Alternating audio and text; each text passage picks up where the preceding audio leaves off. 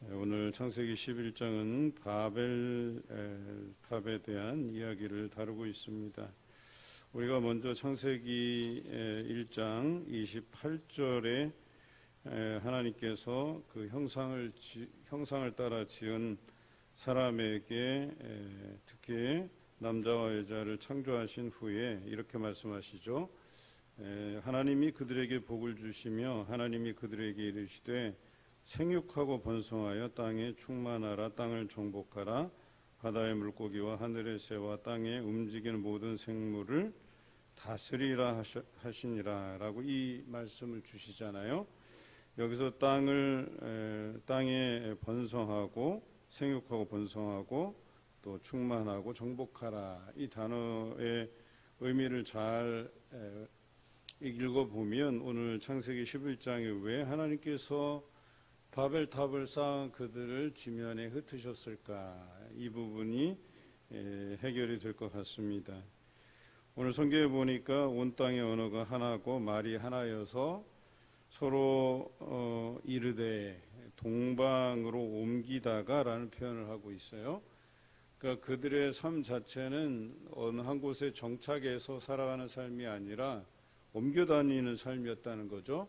그런데 그 옮겨 다니는 삶을 청산하고 이제 신할 평지를 만나서 거기 거류했다, 이런 표현을 하고 있어요.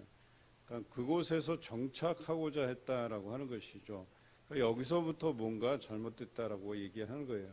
하나님께서 그들에게 명령하신 것은 땅에 생육하고 번성하고 또 그곳에서 정복하고 라는 표현을 보면 땅을 옮겨 다니면서 그들로 하여금 하나님의 그 섭리 또 하나님을 널리 알리라는 이런 표현이거든요. 그런데 이들은 그런 하나님의 명령을 수행하면서 이것저것을 옮겨 다니다가 이제 그들 안에서 언어가 하나고 또 말이 하나였기 때문에 이제 서로의 생각을 나누기 시작한 거예요. 그 전까지는 그들의 의견과 생각이 중요하지 않았어요. 하나님께서 명하시면 가는 거였었어요. 그리고 하나님께서 명령하신 바를 그들은 그 인생 내내 살면서 그것들을 수행하는 그런 목적을 그들이 알고, 지으신 목적을 알고 그것대로 이 땅에 생육하고 번성하고 또 옮겨가서 또 그곳에서 또 생육하고 번성하고 땅을 정복하고 또 옮겨가서 그렇게 하나님께서 그들에게 명하신 삶을 살아내야 했지만, 이들은 이제 인간의 생각이 들어오기 시작하면서 이제 자신들의 생각과 의견들을 말하게 됐다라고 하는 것이죠. 그래서 3절에 보면 서로 말하되 이렇게 되어 있어요. 그 전까지는 서로 말하는 것이 중요한 것이 아니라 하나님께서 명하신 삶을 어떻게 살아내는 것가 중요했는데, 이제는 자신들이 이렇게 정처 없이 떠돌아다니는 삶이 아니라 서로 의견을 모으고 여기에 정착해서 뭔가를 만들자 하는 이야기가 시작된 거예요. 특히나 벽돌을 만들고 또 돌을 대신하여 역청으로 진흙을 대신하고, 여러분 역청이라고 하는 부분들, 이것이 뭔가를 이제 접착하거나 틈새를 막는 역할을 하잖아요. 그런데 역청을 바르는 기술은 인간이 개발한 기술은 아니에요. 성경에 보면 하나님께서 노아에게 방주를 만들 때에 그 안과 밖을 역청으로 바르라고 하는 역청의 쓰임새에 대해서 이야기해 주신 것이 오늘 여기에서도 역청의 쓰임새에 대해서 이야기하고 있어요. 다시 말해서 이것은 그들이 개발하고 발명한 과학 문명이 아니라 역청이라고 하는 단어는 하나님께서 그들의 생존을 위해서 허락하신 도구였단 말이에요. 그런데 오늘 이 도구가 어때요? 하나님의 명령을 거역하고 그들이 이 땅에 정착해서 벽돌을 구워서 그것들을 크게 만들어서 성읍과 탑을 건설하고 그 탑 꼭대기를 하늘에 닿게 하자는, 이 하늘에 닿게 하자는 의미는 하나님의 권위에 대한 도전이죠. 사실 이것을 너무 해석이 나가서 이것이 교만이다 라고 하는 표현으로 쓰기에는 너무 개연성이 없어요.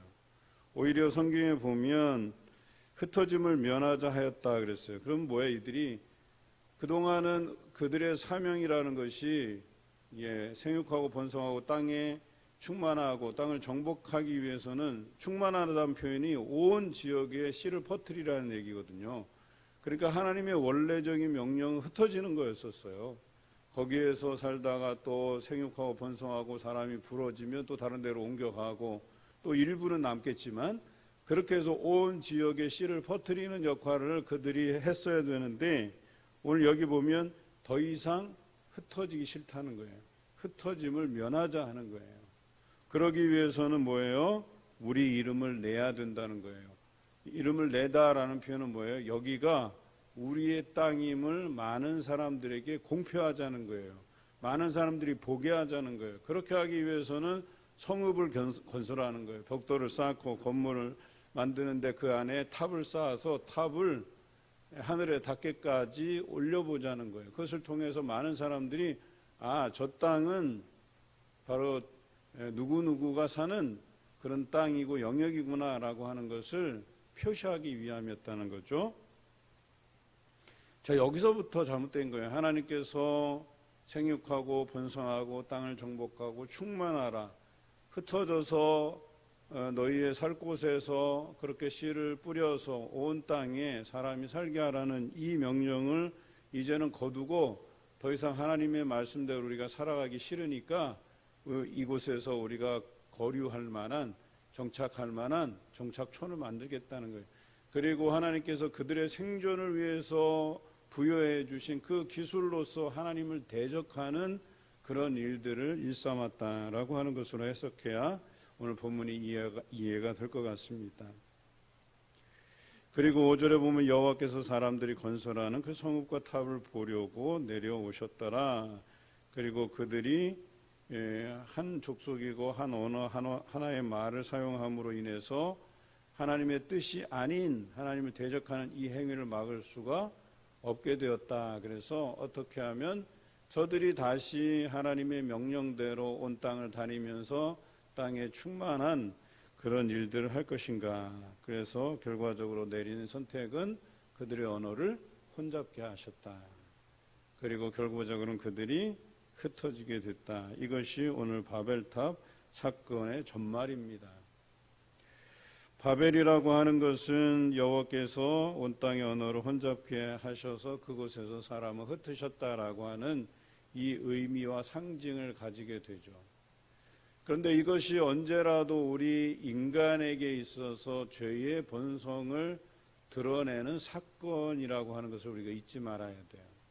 우리가 살아가면서 죄의 마음이 우리 안에 불쑥불쑥 나올 때마다 이 바벨을 기억해야 된다는 거예요. 하나님께서 우리에게 주신 사명이 뭔데 하나님을 날마다 찬양하고 하나님의 뜻대로 순종하면서 하나님의 인도하심에 우리의 인생을 맡겨서 살아가야 될 인생인데 그렇지 아니하고 어느 순간 죄가 들어오고 나면 이게 아닌데 라고 하는 생각이 우리를 지배하게 돼요. 그러면 하나님의 권위에 도전하게 되고 하나님의 명령을 수행하지 않고 그거에 반하는 삶을 살게 돼요. 그래서 삶이 안일해져요. 그리고 거기에서 뭔가 자신의 안정을 취하기 위해서 삶의 터전에 집중하게 돼요.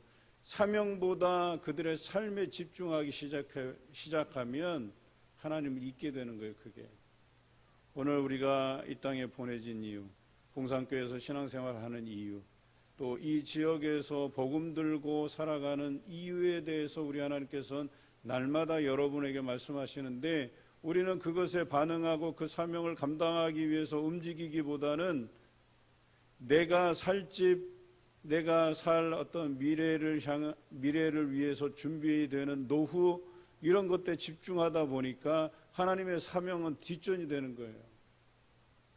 여러분 그렇지 않습니까? 우리가 살아감에 있어서 사명보다 중요한 게 없어요. 그 사명을 감당하기 위해서 우리가 하나님의 말씀에 귀 기울이고 말씀을 붙잡는 것이죠. 그런데 어느 순간에 사명은 뒷전이 되고 나의 안정된 삶에 집중하다 보면 결과적으로 우리가 흩어짐을 면하기 위해서 자기 이름을 내려는 행위, 바벨을 쌓게 돼 있다는 거예요. 자기의 성읍, 높은 탑을 쌓게 돼 있다라고 하는 것이죠. 우리가 이렇게 살면 안 된다라고 하는 이 바벨의 사건은 비단 잘못을 지적하기 위해서 존재하는 것이 아니라 우리가 살아가면서 사명을 잊고 죄의 본성으로 살아가는 그 순간이 불쑥불쑥 찾아온다는 거예요. 그래서 우리는 여전히 그 죄의 삶을 뒤로 던져버리고 하나님께서 내게 주신 그 사명을 기억하고 말씀을 부여잡고 살아가는 삶을 살아내야 한다는 것을 바벨의 교훈에서 우리가 찾아야 된다라고 하는 것이죠.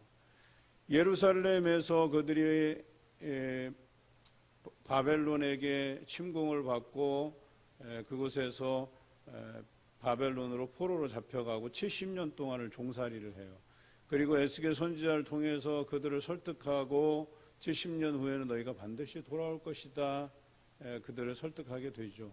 그런데 그들이 70년이 지나서 예루살렘으로 돌아왔을 때 처음에 스룹바벨을 통해서 하나님께서 그들에게 명령하신 사명이 뭐였냐면 성전을 재건하라는 것이었었어요. 바벨론의 침략으로 인해서 무너진 성전을 다시금 수축하라는 거예요. 다시 건설하라는 거예요. 얼마간은 그들이 그 사명을 잊지 아니하고 하나님의 성전을 짓다가 어느 순간에 그것이 멈춰지기 시작해요. 곰곰이 생각해 보니까 이 성전을 짓는데 많은 물자가 투입되고 많은 노동력이 투입돼야 되는데 그들이 성전을 짓다가 문득 생각한 게 뭐냐면 그러면 내가 살 집은? 이런 생각이 들어버린 거예요. 그래서 사명은 뒤로 팽개쳐 놓고 우리 집, 한벽한 집, 그래도 좀 내가 내 노후를 위해서 안전하게 거할 그런 집을 먼저 지어야 되지 않겠어? 성전은 나중에 지어도 되니까. 그래서 자신의 집들을 짓기 시작한 거예요. 그래서 하나님께서는 학개와 스가랴 선지자를 통해서 다시금 너희가 하나님의 성전은 저렇게 버려두고 너희의 그 판벽한 집을 만들기 위해서 애쓰는 것이 과연 그것이 옳으냐, 이런 메시지를 주시고 다시금 성전 건축에 매진하게 만들죠. 우리 삶이라는 게 그래요. 언제라도 예배의 중요성, 말씀의 중요성, 기도의 중요성, 찬양의 중요성, 전도의 중요성, 이런 것들로 그런 사명으로 우리가 투철해진 때를 내가 언제 그랬지? 라고 해버리면 그때부터는 나의 그 판벽한 집을 위해서 그 집을 짓는데 바벨탑을 쌓는데 몰두하게 된다니까요.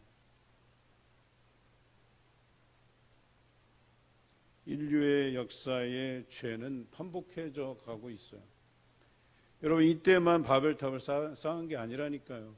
오늘을 살아가는 우리가 하나님의 사명은 잃어버린 채 우리의 안정된 삶에만 집중하고 거기에 시간을 투자하고 하나님께서 우리의 생존을 위해서 주신 문명을 자신의 이기를 위해서 사용해버리면 여러분에게 주신 잠재력, 능력들, 지혜들, 이 모든 것들을 나의 안정된 삶에 투자하기 시작하면 이젠 돌이킬 길이 없어요. 결과적으로 하나님께서 개입해서 언어를 혼잡케 해서 그것을 흩어지게 해요. 다 숲으로 돌아가게 만들어버려요. 내가 일생 동안 이 삶을 위해서 이렇게 살아왔는데 나중에 내가 은퇴하고 내가 좀 그 안정된 삶을 위해서 지금까지 달려왔는데 여러분 그것이 숲으로 돌아가 보세요. 얼마나 허망하겠어요. 그런데 하나님께서 그걸 흩으시기 전에 우리가 깨달아야 될 것은 우리는 이 땅에 태어나서 살아가는 목적이 그런 노후나 유치하게 그 노후나 챙기는 그런 인생이 아닌 하나님께서 우리에게 주신 그 사명을 완수하기 위해서 이 땅에 보내진 것을 기억하셔야 돼요. 지금이라도 늦지 않아요. 이후로는 우리에게 주신 그 사명을 곰곰이 생각해 가시면서 그 사명 감당하기에 부족함 없는 여러분과 제가 되기를 주님의 이름으로 기원합니다.